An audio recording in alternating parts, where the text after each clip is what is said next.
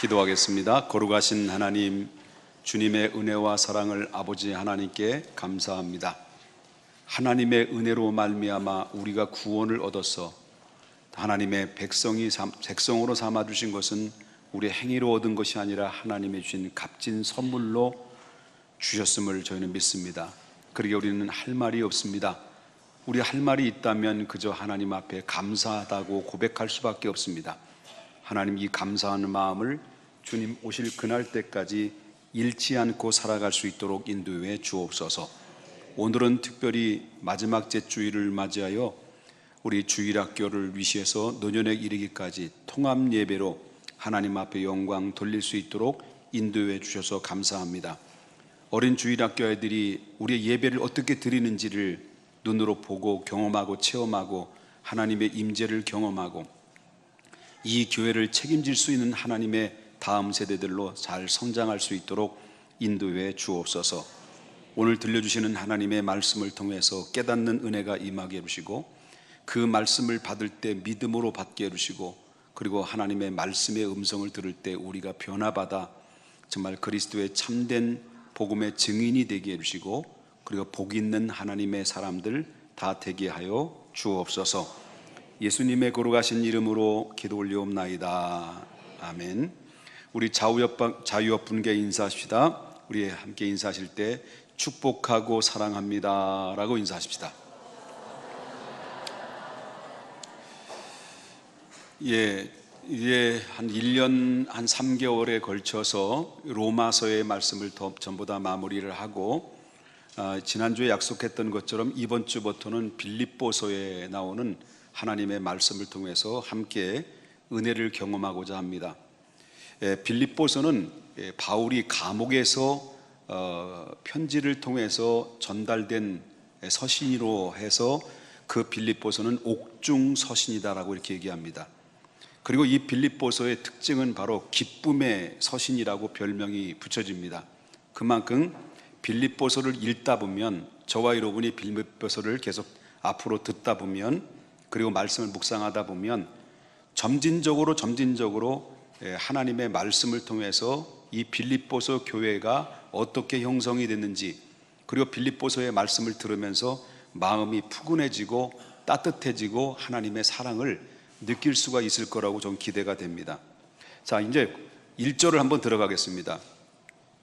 우리 다 같이 한 목소리로 1절을 한번 읽어볼까요? 시작. 그리스도 예수의 종 바울은 디모데는 그리스도 예수 안에서 빌립보에 사는 모든 성도와 또는 감독과 집사들에게 편지하노니. 자, 이 바울이 이 빌립보 서신을 어디 교회에게 전달한 거죠? 바울이 빌립보 서신을 어디에게 전달한 거죠? 그래 빌립보에게 전달한 겁니다. 그 바울이 옥중에서 하나님의 영감을 받아서 편지를 씀으로 말미암아 그 쓰여진 그 빌립보서 서신을 누가 들고 빌립보에 갔냐면 그를 감옥에서 도왔던 에바브로 디도라고 하는 하나님의 집사가 그 바울의 서신을 들고 빌립보 교회에게 이 소식을 전해진 것입니다. 전해질 때 그 첫 서두가 인사말이 어떻게 이야기 나오냐면 그리스도 예수 안에서 빌립보에 사는 모든 성도와 또는 뭐라 그랬습니까? 감독들과 집사들에게 라는 말입니다. 이거 쉽게 말한다면 이게 무슨 말이냐면 빌립보의 모든 성도에게 보내지는 편지다라는 거예요. 쉽게 말하자면. 그러면 이 먼저 우리가 빌립보 교회가 어떻게 세워졌는지를 우리가 이 말씀을 통해서 한번 생각해 보자라고 하는 거죠. 빌립보 교회가 어떻게 세워졌느냐. 자, 주 52년경에 이 바울 사도가 이제 1차 전도 여행을 마치고 이제 2차 전도를 위해서 이제 계획하는 가운데서 드로아라고 하는 지방에 잠깐 머물고 있었어요. 이 드로아라고 하는 지방에서 잠깐 머물면서 앞으로 이제 1차를 마쳤으니까 2차 전도 여행을 위해서 계획을 하고 있는 가운데 그의 마음속에 이런 생각이 드는 거예요. 자, 소아시아 이번엔 소아시아, 이제 아시아 쪽인 이 북쪽적인 비두니아 땅으로 이제 가자. 그런 마음을 가지고 비두니아 쪽으로 아시아 쪽으로 이제 방향을 틀어서 선교할 계획을 가지고 있었던 거죠. 그런데 자기의 의사와 자기의 생각과는 달리 하나님은 그게 아니었어요. 사도행전 16장 7절에 보니까 자기와는 달리 하나님의 뜻은 전혀 반대 방향으로 하나님이 우리를 요구한 것인데, 그 말씀을 보게 되면 사도행전 16장 7절을 한번 보겠습니다. 자, 뭐라고 나와요? 바울 사도는 어디로 가고 싶었던 거예요? 무시아 앞으로 이르러 비두니아로 가고자라 놀았다는 거예요? 애썼다는 거예요? 애썼다는 거예요. 그런데 누가? 예수의 영이 그걸 허락했다는 거예요? 안 했다는 거예요? 허락하지 않았다는 거예요. 자기는 아시아로 가기를 원했어요. 그런데 하나님의 성령은 그거를 반대했어요. 그쪽으로 가는 것을 원하지 아니했어요. 그러다가 얼마 후에 바울 사도가 밤쯤 됐을 때 하나님께 기도한 거예요. 기도하는데 갑자기 환상이 열리는 거예요. 환상이 열리더니 그때 마게도냐 사람이 한 사람이 나오는 거예요. 마게도냐 사람이 한 사람이 딱 등장하는데 저 멀찌감치 손을 흔들면서 바로 당신이 우리를 이곳에 와서 마게도냐에 와서 우리를 도우라 라는 그런 손짓을 하는 거예요. 자, 이 말씀을 어디서 나오냐면, 자, 9절 사도행전 16장 9절을 보겠습니다. 자, 밤의 환상이 바울에게 보이니 마게도냐 사람 하나가 서서 그에게 뭐라 했습니까? 마게도냐로 건너와서 누굴 도우라는 거예요? 우리를 도우라. 마게도냐 사람이 손짓을 하면서 너희는 우리 건너와서 우리를 도우라는 그런 환상을 본 거예요. 이게 실제적인 것이 아니에요. 그냥 환상이에요. 기도하다가 환상. 여러분 기도하다 가끔마다 환상 보죠? 여러분이 영안이 활짝 열리신 분들은 제 뒤에 천사들이 날개를 피고 여기 양 옆에 나를 도와주고 있다는 걸 아셔요, 몰라셔요? 영안이 열려야지.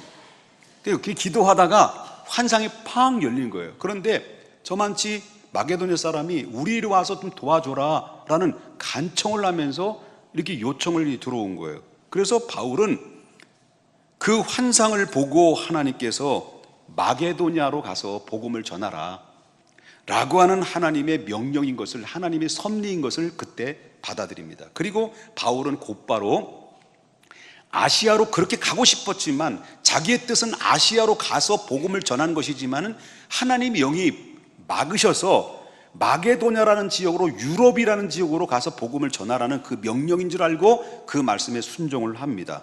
그래서 사도행 16장 11절에 보면 뭐라고 나요? 우리가 어디로 해서? 드로아에서 배를 타고 어디로 갔다는 거예요?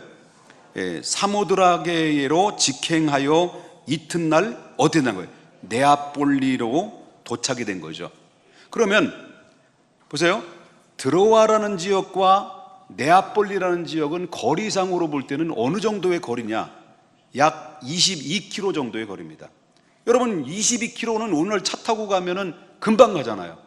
소위 말한다면 여기서 수원 정도 거리밖에 안 되는 거죠. 그런데 그때 당시의 교통수단은 주로 배를 이용했어요. 그럼 배를 이용해서 여러 가지 배 구조상으로 볼 때 전문가들의 말에 의하면 드라와에서 네아폴리까지 가는 거리는 약 5일 정도로 가는 거리라는 거죠. 5일 정도. 그런데 드로아에서 네아폴리까지 5일 정도 가는 그 거리를 이 바울 사도가 급한 명령을 듣고 며칠 만에 갔느냐는 거죠. 거기서 11절에 한번 다시 보겠습니다. 우리가 드로아에서 배를 떠나 사모드라게로 어떻게 타는 거예요? 직행하여. 그러니까 그때 당시 배가 직행이 있었나 봐요.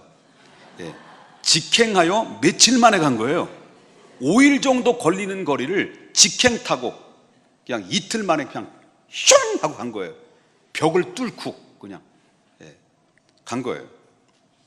근데 여기서 보면 이것은 무엇을 말하냐면, 아무리 순풍이 불어오는다 하더라도, 좋은 여건이 될지라도 이거는 이틀 만에 그 드로아에서 네아폴리로 가는 것은 거의 불가능한 거예요. 그런데 5일 걸릴 수 있는 그 거리를 이틀 만에 직행으로 갔다는 거예요. 이것은 무엇을 보는 그림이에요? 여기서 보여지는 그림이 뭘까요? 여기서 보여지는 그림은요, 그만큼 이 그림은 마게도냐를 향한 하나님의 화급한, 실질적으로 하나님의 마음을 보여주는 그림이에요. 그 마게도냐를 통해서 하나님이 뭔가 예배해 놓으시고 준비해 놓으신 하나님의 계획이 있었기 때문에 그 화급한 상태 속에서 바울에게 환상을 보여주고 마게도냐 사람이 보여주심으로 말미암아 바울을 아시아로 가는 집중력을 흐려뜨리게 하고 그런 유럽이라고 하는 빌립보라는 지역으로 가도록 하나님께서 권유를 했다는 것을 보게 되면 그만큼 하나님께서는 분명히 섭리가 들어있다라고 하는 것입니다. 자, 마게도냐는 바울이 마게도냐 첫 성에 도착했어요. 그 마게도냐의 첫 성에 도착한 그 첫 성이 어디냐면 빌립보라는 것이에요. 이 빌립보에 도착하자마자 이 며칠 동안 머물면서 이제 바울이 안식일 날이 되었어요. 근데 안식일 날인데 이 빌립보라는 지역에는 유대인들이 살지를 않기 때문에 유대인들이 사는 곳마다는 회당이 있었거든요. 근데 이 빌립보라는 지역은 유대인들이 살지 않기 때문에 회당이 없었어요. 그래서 이 할 수 없이 바울의 일행은 회당이 없는 대신에 기도의 처소를 찾다 보니까 어디로 가냐면 강가까지 간 거예요. 물이 흐르는 강까지 가서 기도의 처소를 삼으러 갔는데 그때 강가에서 아줌마들이, 그때 당시 성경에 나오지는 않았지만 빨래거리를 가지고 와서 강가에서 빨래를 했던 것 같아요. 성경에 나오는 게 아니에요. 아줌마들이 모인 거예요. 아줌마들이 모여서 있었을 때 그때 이 바울 사도가 그 아줌마들을 대상으로 전도를 하죠. 근데 전도를 하는데 그 아줌마들에게 한 사람이 등장이 돼요. 한 사람이 나타나는데 그 사람이 뭐냐면 아줌마들에게 옷감을 팔기 위해서 그 강가에 찾아온 누구를 만나냐면 루디아라는 장사꾼을 만나요. 여자죠. 그 루디아가 아줌마들에게 복음을 증거하는데 그 아줌마들에게 장사로 왔던 그 루디아가 오히려 그 바울 사도가 전해진 그 복음의 말씀을 듣고 주님을 영접한 거예요. 예수를 믿게 된 거예요. 그게 큰 은혜를 받은 거예요. 그래서 은혜를 받아가지고 그래서 그 자기의 가족의 식구들에게 이 복음을 전해주고 가족 식구들도 함께 그 집에서 세례를 전부 다 받아요. 그리고 거기에 예배 처소로 삼아요. 그래서 생겨진 교회가 빌립보 교회라는 거예요. 이해되셨으면 아멘 합시다. 근데 놀라운 것은 이 여자를 통해서 빌립보 교회, 소위 말하면 유럽의 첫 번째 교인이 된 거예요. 유럽에 가서. 그래서 이 빌립보 교회가 이 여자는, 이 루디아는 자기가 이렇게 예수를 믿어서 자기 집이 공개돼서 빌립보 교회가 될 줄이야 전혀 알았겠습니까? 몰랐다는 거예요. 바울이 알았겠습니까? 루디아가 알겠습니까? 근데 바울과 이 루디아를 만나면 실질적으로 바울을 왜 그렇게 재촉해서 마게도냐로 보냈는가를, 이 마게도냐에서 이 빌립보에서 루디아와 바울이 만난 것을 보면서 그 만남은 우연일까요? 하나님의 섭리일까요? 그렇습니다. 하나님의 섭리라는 거죠. 그래서 나온 복음성가가 있죠. 그래서 나온 복음성가가 우리 만남은 우연이 아니야. 그 다음에 뭐예요? 노래방 좀 가지 마세요. 우리의 만남은 우연이 아니라 하나님의 섭리였다는 것이에요. 그래서 이 바울 사도와 루디아의 만남은 하나님의 섭리. 그래서 루디아를 만나게 하기 위해서 바울을 급히 네아폴리로 들어와서 가도록 하셨다라고 하는 것입니다. 그럼 질문을 드리겠습니다. 자, 이 빌립보 교회를 세운 루디아가 그 강가에 오셨을 때, 그 강가에 왔을 때 교회를 세우기 위해서 온 겁니까? 장사를 하기 위해서 온 겁니까? 루디아는 교회를 세우기 위해서 온 게 아니에요. 그냥 그 아줌마들에게 장사하러 온 거예요. 돈 벌러 온 거예요. 그 수다 떠는 동네 아줌마들에게 장사하러 왔는데, 그런데 빌립보 교회를 세워지는데 엉뚱하게 옷감 파는 루디아를 하나님이 사용하셨고 하나님이 쓰실 줄이야 누가 알았겠냐는 거죠. 그런 것을 보면 우리 믿는 사람들은 꼭 기억해야 될 게 있어요. 뭘 기억하냐면 우리 믿는 사람들은 자기가 자기를 위해서 열심히 일을 하고 애쓰며 사는 것 같지만, 그렇지만 결국에는 누구도 예외 없이 믿는 사람에게는 하나님의 타임 스케줄에 의해서 우리는 갈 수밖에 없는 존재들이라는 것을 기억해야 된다고 하는 거예요. 우리는 나름대로의 주어진 일에 열심히 일을 합니다. 열심히 일을 하고 살아가지만은, 그런데 하나님의 타임 스케줄대로 우리의 인생을 하나님이 그렇게 끌고 가고 있다는 거죠. 그래서 우리가 그 마음속에 계획하고 그 길을 계획하고 계획을 하고 있지만, 그러나 실질적으로 그 계획하는 그 사람을 이끄시고 그리고 이루시는 분은 누구냐? 내가 하는 게 아니라. 여러분 여태까지 살아오면서 내 뜻대로 다 됐습니까? 아니잖아요. 믿음의 사람들은 내 뜻대로 되는 게 아니었잖아요. 전부 다 나중에 보니까 처음에는 내 뜻대로 가는 것 같지만, 그러나 나중에 믿음의 철이 들고 난 이후로부터 느껴지는 게 뭐예요?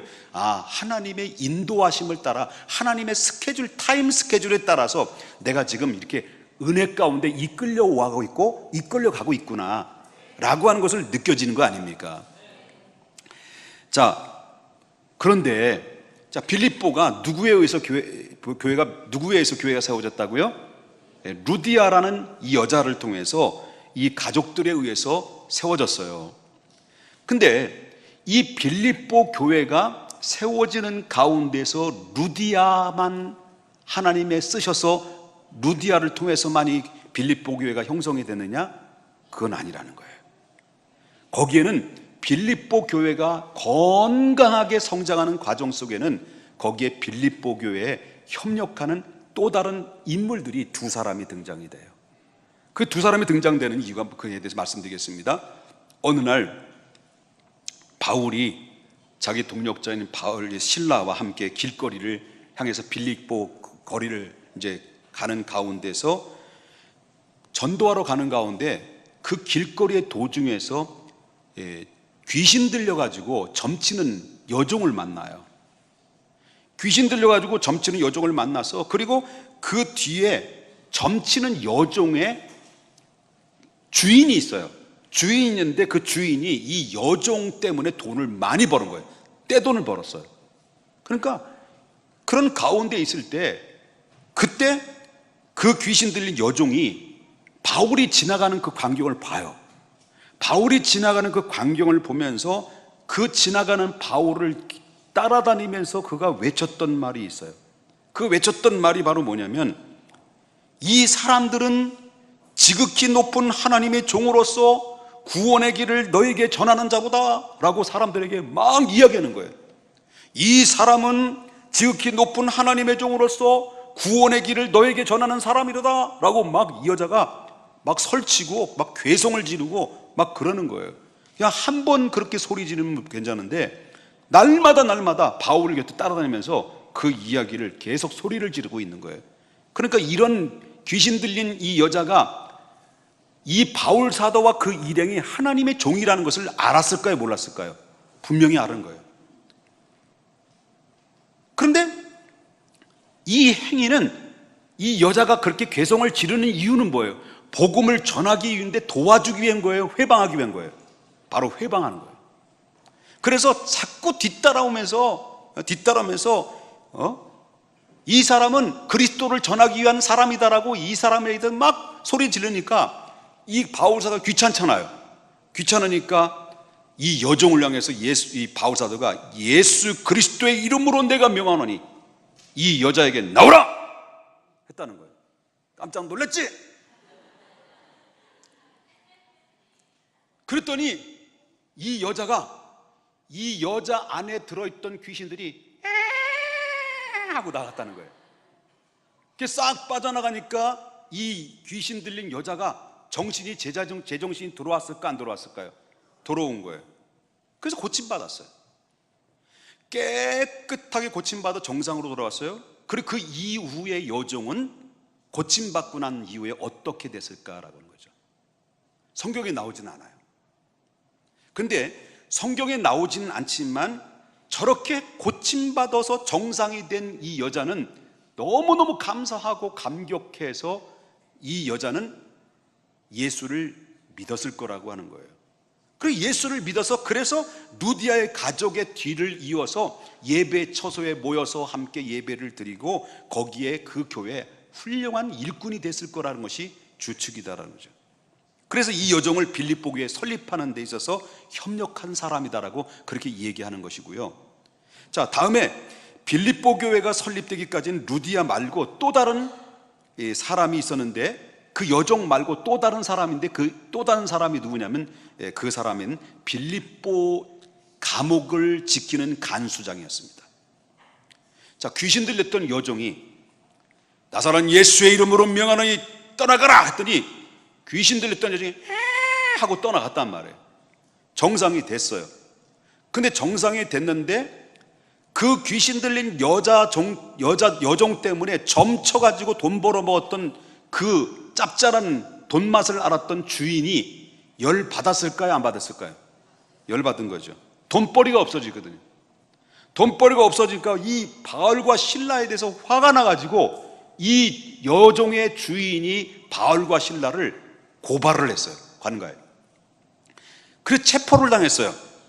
체포를 당해가지고 이 바울과 실라가 관과에 들어서 관리들이 이 바울의 일행이 뭐 조사도 하지 않고 옷을 벗기고 막 옷을 찢고 매를 죽도록 매를 치어요. 그리고서 착고에 수갑을 채우고 감옥에 집어넣습니다. 감옥에 집어넣고 그 간수에게 이 죄수들을 꼭 잘 지키라고, 잘 간수하라고 간수에게 간수하라고 그랬어요. 자, 그날 밤에 바울이 아파요. 아우 하면서 온몸이 만신창이가 되고 피투성이가 되는 그런 가운데 있을 때 바울 사도는 감옥에서 어떻게 했을까요? 감옥에서 그는 하나님께 찬송과 기도를 합니다. 아마 죽음을 앞에 두고 언제 죽을지 모르는 이 죽음을 앞에 두고 바울과 실라는 그 찬송을 하는데 그 찬송이 이런 찬송이 아닌가라고 생각이 됩니다. 이제 내가 살아도 주 위에 살고 이제 내가 죽어도 주 위에 죽네. 다 같이 그러므로 나는 사나 죽으나 주님의 것이요 사나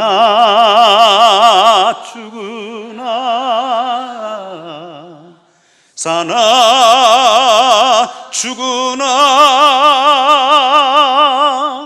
날 위해 피 흘리신 예수님의 것이요. 그때 이렇게 찬양을 막 부를 때 감옥의 터가 갑자기 움직이는 거예요. 지진이 일어나는 거예요. 옥토가 흔들려요. 그러면서 옥문이 스르르 열리고 죄수들이 묵고 있었던 착고에서 모든 매인 것들이 풀려지는 거예요. 이런 놀라운 역사를, 그래서 이런 광경을 목격했던 이 간수로 잘 간수하라고 했던 간수장이 이 죄수들이 이제 죽었다, 나는 이제 끝났다, 죄수들은 이제 옥에서 착고에서 매인 것들이 풀어지고 다 도망갔다고 한다면 이제 나는 사형을 받을 수밖에 없는데 차라리 사형을 당하느니 내 스스로 목숨을 끊는 게 좋다라고 생각해서 칼을 뽑아서 자결을 하려고 하는 바로 그때 사도행전 16장 28절을 보면 바울이 뭐라고 해요? 우리 다 같이 큰 목소리로 읽겠습니다. 시작. 바울이 큰 소리 질러 이르되 내 몸을 상하게 하지 마라. 우리가 다 여기 있다. 그때 이 간수는 너무너무 깜짝 놀래가지고요 감동을 받은 거예요. 감동을 받아서 이 바울 앞에 무릎을 꿇고 선생님, 우리가 어떻게 하여야만이 구원을 얻습니까? 라고 이렇게 질문을 했을 때 사도 바울이 유명한 말을 해요. 유명한 대답이, 그 대답이 뭐냐면 사도행전 16장 31절 다 같이 한번 읽겠습니다. 큰 소리로, 엄마 젖 먹던 그 힘을 다해서 다 같이 큰 소리로, 이건 여러분의 그렇게 믿음대로 될 줄 믿습니다. 다 같이 큰 목소리 읽겠습니다. 시작. 이르되 주 예수를 믿으라. 그리하면 너와 내 집이 구원을 얻으리라. 여러분이 예수를 믿음으로 말미암아 여러분의 가정도 구원의 역사가 임할 줄 믿습니다.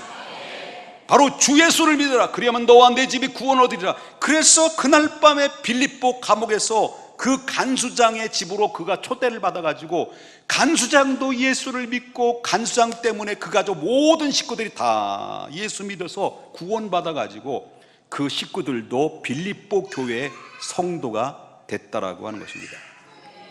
자, 지금까지 종합해 보면 빌립보 교회가 세워지기까지는 바울과 실라 이외에 3인방이 있다고 그래요. 3인방이 누구라 그랬습니까? 루디아와 그리고 귀신 들려 고침받았던 여종과 간수장이었습니다. 이렇게 교회가 세워지니까, 이렇게 믿음의 토양으로 큰 은혜를 받아서 기적적인 은혜를 체험했던 사람들의 그 토양 위에 교회가 세워지니까 그 교회가 분위기가 싸늘했어요, 따뜻했어요? 다시 물어보겠습니다. 그 교회 분위기가 따뜻했을까요? 따뜻했습니다.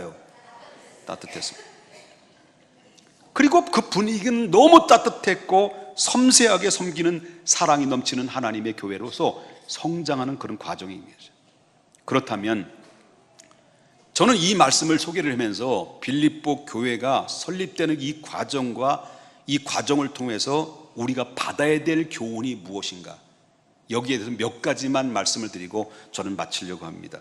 첫째는요, 내가 가진 계획과 소원이 계속 막힐 때 있다면, 내가 계획을 가지고 있고 내가 가진 소원이 있고 목적이 있는데 그 목적이 자꾸 하는 일들마다 자꾸 막혀요.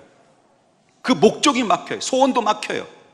그 막히는 거에 대해서 우리는 실망하지 말고요, 거기에 시선을 조금만 돌려서 하나님의 섭리가 무엇인지를 눈을 들어 그 섭리에 대해서, 하나님의 이 모든 상황은, 내가 자꾸 이런 모든 목적과 내가 이루고자 하는 소원이 막히는 이유는 여기에 분명히 하나님이 들어있는 섭리가 있다는 것을 믿음으로 받아들여서 하나님의 인도함을 다시 따라야 됩니다.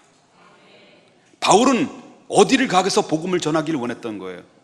바울의 마음은 아시아에 가서 복음을 전하는 게 자기가 원했던 거예요. 그게 소원이었어요. 그게 꿈이었어요.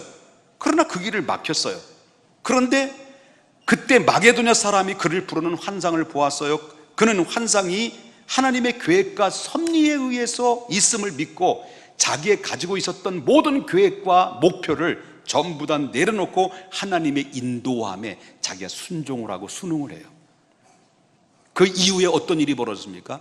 이렇게 하나님의 인도하심에 순종하고 순응했을 때, 그때 당신은 몰랐는데 세월이 지나고 난 이후에 하나님의 인도하심이 얼마나 귀하고 얼마나 엄청난가라는 것을 그는 깨닫게 됩니다. 그래서 그는 결국 그가 복음을 전함으로 말미암아 훗날에 세계를 향한 하나님의 구원 계획에 기초를 놓는 위대한 사역자로 쓰임받았다는 것을 나중에 이 성경의 말씀을 통해서 깨닫게 되죠. 그 하나님의 인도에 대한 순종함이 얼마나 귀한가.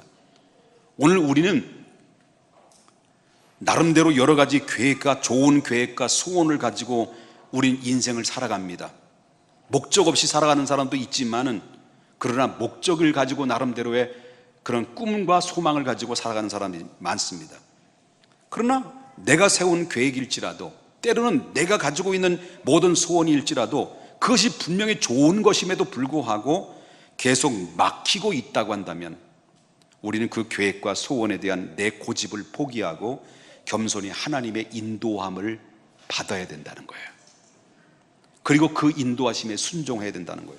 그러면 나를 향한 하나님의 계획과 설계가 그대로 이루어지는데, 그래서 하나님의 영광이 되고 자신에게는 그것이 바로 화가 변하여 복이 되는 인생으로 바뀌어진다는 거죠. 그렇기 때문에 사랑하는 여러분, 자꾸 실패를 거듭다는데 고집을 부리지 말고, 그리고 자꾸 실패하고 내 목적대로 이루어지지 않는 그런 가운데 단계에 이뤘다고 한다면 하나님 앞에 진지하게 하나님의 뜻이 어디 있어요? 하나님 알려주세요. 하나님 방법 좀 주세요 라고 물어보라는 거예요. 그러면 성령이 바울의 아시아로 가는 것을 막았던 것처럼 하나님이 환상을 통해서 여러분의 마케도냐라는 지역으로 인도하셨던 그 섭리의 이끄심이 여러분 생각 밖에 엄청난 섭리로 여러분들을 인도해 주셔서 그것이 화가 변하여 복이 된다라는 거예요. 이런 놀라운 역사가 있을 거라는 거예요. 두 번째는요, 우리가 바울 사도는 자기를 포기했어요. 자기의 계획을 포기했어요. 그리고 주님의 뜻을 따랐어요. 그리고 말씀에 순종했어요. 그런데 바울에게는 뭐가 찾아왔어요? 고난이 찾아왔어요. 마찬가지입니다. 우리가 예수 그리스도를 믿으면서, 그리고 또한 하나님의 말씀 나름대로 순종하고 기도도 하고 예배도 잘 드리고 열심히 믿음 안에 성장하고 믿음 안에 순종하고 충성하는데도 불구하고 왜 나에게 이런 고난이 계속 밀려오느냐라고 할 때 한 가지 꼭 기억하십시다. 바로 주님의 때문에 당하는 고난, 주님 말씀에 순종하는 데 있어서 당하는 그 고난은, 주님 뜻대로 주님 말씀대로 순종하는 그 고난은 저주의 고난이 아니에요. 그 고난은 축복의 고난이라는 거예요. 오히려 그 인생길을 열어주시는 하나님의 복이 있다는 것을 믿어야 돼요. 그리고 그 고난 앞에 저와 여러분 절대로 원망하거나 불평해서는 안 된다는 거죠. 고난은 내 앞에 가려졌다 할지라도 고난 저 위에 살아계신 하나님이 여전히 계시고 여전히 나를 보시고 있다는 것을 믿으셔야 됩니다. 말씀에 순종하는 이 바울에게는, 말씀에 순종하고 복음을 증거하는데 바울에게는 오히려 빌립보 감옥에 갇혔어요. 매를 맞았어요. 죽도록 매를 맞았어요. 그럼에도 불구하고 사도 바울과 실라는 하나님 앞에 찬송하고 실망하지 않고 오히려 찬송과 기도를 믿음으로 드렸을 때 그 믿음의 역사가 초능력의 승리를 경험하게 되고, 그로 인해서 감옥에 있는 죄수들도 찬송 소리 듣고 기도 소리 듣고, 간수뿐만 아니라 성경에 나오진 않지만 그 죄수들 몇 명에도 예수 그리스도의 영향권 안에 들어와서 그들이 엄청난 변화가 있었을 거라는 것이 예측된다라고 하는 것이죠. 여러분, 고난 속에 주님을 위한 고난은 거기에는 하나님의 들어있는 섭리가 있고 하나님의 숨겨져 있는 하나님의 축복의 메시지의 음성이 있다는 것을 여러분 믿으시고, 고난이 있다고 해서 오늘의 고난이 있다고 해서 낙심하거나 좌절해서는 안 된다라고 하는 것입니다. 믿습니까 여러분요? 우리도 마찬가지입니다. 하나님 말씀을 순종할 때, 순종하며 살려고 할 때 고난이 찾아올 수 있습니다. 그때 가장 진가를 나타내야 될 것이, 그런 고난이 찾아오면 불평하지 말고 오히려 감사하라는 거예요. 그러면 바울과 실라가 고난 속에서 감사해서 그 엄청난 그 고난의 유익인 것처럼 믿음을 위한 고난이 크면 그 고난은 축복도 큰 거예요. 세 번째, 이해되신 건가? 이해를 못 되신 건가? 잘 모르겠네요. 너희들은 이해도 못 되지? 자꾸 들으면 돼. 세 번째, 하나님의 역사는 비록 시작은 미약하지만 나중엔 창대한다는 거예요. 큰 비전을 가지고 살아. 빌립보 교회는 바울이 빌립보에 잠깐 머무는 동안 그 빌립보 교회가 세워진 거예요. 그 빌립보 교회가 세워졌다고 바울이 오랫동안 거기서 머물렀던 것이 아니에요. 잠깐 머물다 다른 곳으로 지역으로 갔어요. 근데 처음에 볼 때는 빌립보 교회가 세워질 그때 당시에는 그래 봐야 루디아의 가정과, 그리고 귀신 들렸다 고침받았던 여종과, 그 다음에 누굴까요? 간수장, 가족 식구들밖에 안 모였어요. 그 정도밖에 안 됐어요. 자, 그렇게 빌립보는 미약하게 시작됐어요. 그런데 그로부터 약 10여 년이 지난 후에 바울 사도가 로마의 감옥에 들어가 있어요. 복음을 증거하다 감옥에 들어갔을 때 그 감옥에서 이 빌립보 서신을 썼을 때는 빌립보 교회가 세워진 이후에 10여 년 정도 지난 후에 빌립보 교회에 써진 거예요. 빌립보서가. 그 빌립보서를 기록했을 때 그때 당시에 1절을 보게 되면 어떻게 빌립보 교회가 바뀌어졌는가를 볼 수 있어요. 자, 1절을 다시 한번 보겠습니다. 빌립보서 1장 1절. 자, 그러므로 그리스도 예수의 종 바울과 디모데는 뭐라고 해요? 그리스도 예수 안에서 빌립보에 사는 모든 성도와 또한 감독들과 집사들에게 편지하노니. 여기 모든 성도만 나와요? 누구 나와요? 감독들과 집사들이라고 나와요. 처음에는 교회가 세워질 때는 어떤 사람들만 모였어요? 성도들만 모였어요. 루디아와 여종과 간수장들만 모였어요. 그런데 10여 년이 지난 후에 교회가 사랑으로, 기쁨으로, 고난 속에서도 믿음으로 반듯하게 세워지면서 10여 년의 세월이 지난 이후에 빌립보 교회는 어느덧 시작은 미약했지만 창대하는 놀라운 부흥의 역사를 임하게 됐다라고 하는 것을 보게 됩니다. 그래서 10여 년이 지난 이후에 그게 감독들도 세워지게 되고 집사님들도 세워지는 그런 잘 갖춰진 성장된 교회로 세워졌다라고 하는 것입니다. 그런데 그런 역사가 빌립보 교회만 그런 나타난 것이 아니다라는 거죠. 사도행전 16장에 나오는 빌립보 교회를 그 내딛는 유럽을 향한 이 복음의 전도의 발걸음이 실질적으로 미약한 발걸음이었습니다만 그 발걸음이 그 이후로부터 어떻게 됩니까? 300년이 지나요. 100년이 지나고 200년이 지나고 300년이 지났어요. 그때 당시에 로마의 수도는 아니죠. 그때 당시 세계의 수도는 어디였어요? 미리 다 얘기해가지고 난 너무 성질이 급해가지고 문제예요. 세계의 수도는 어디라고요? 로마였어요. 그때 300년이 지난 이후에 콘스탄티 대제가 뭐예요? 기독교의 나라를 국교로 만들었어요.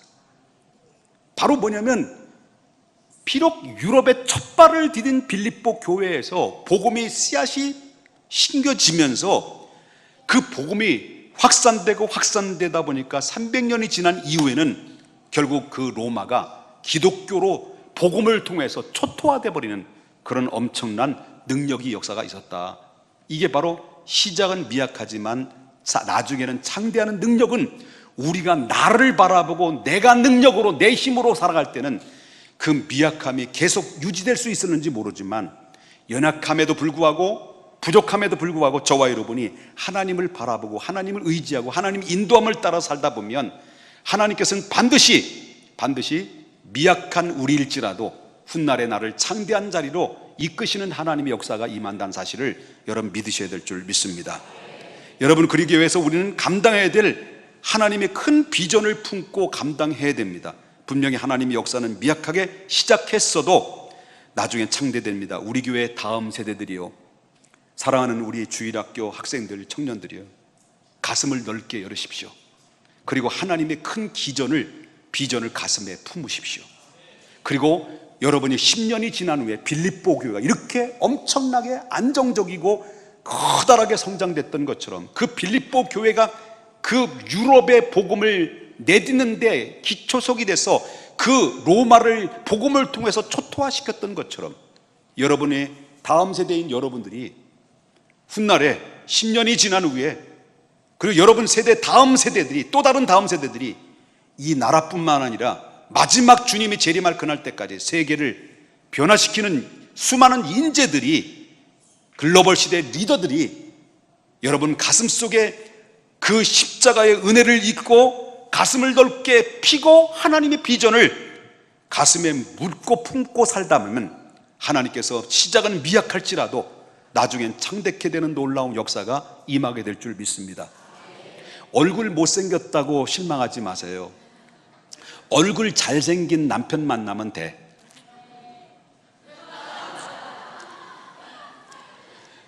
저 봐요. 얼굴 못생기니까 미인을 만났잖아. 비웃는 건 건강에 안 좋아. 자, 함께 기도하겠습니다.